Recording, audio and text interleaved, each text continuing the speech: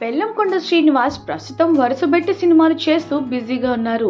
ఇప్పటికే టైసన్ నాయుడు సినిమాలో నటిస్తున్న బెల్లంకొండ శ్రీనివాస్ తన నెక్స్ట్ చిత్రంగా కిష్కింధపురి మూవీని కూడా తెరకెక్కిస్తున్నాడు ఈ యంగ్ హీరో.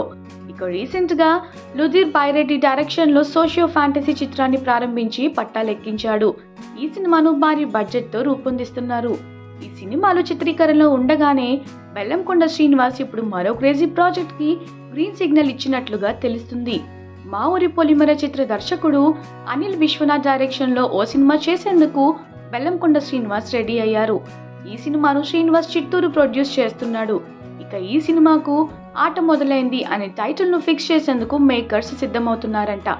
అయితే ఈ సినిమాను పూర్తి యాక్షన్ ఎంటర్టైనర్ తో పాటు సోషియో ఫ్యాంటసీ మూవీగా చిత్ర యూనిట్ రూపొందించనుంది.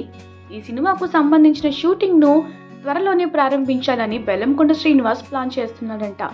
ఇలా వరుసబెట్టి సినిమాలు చేస్తున్న బెల్లంకొండ శ్రీనివాస్ బాక్స్ ఆఫీస్ దగ్గర ఎలాంటి హిట్ అందుకుంటాడో చూడాలి.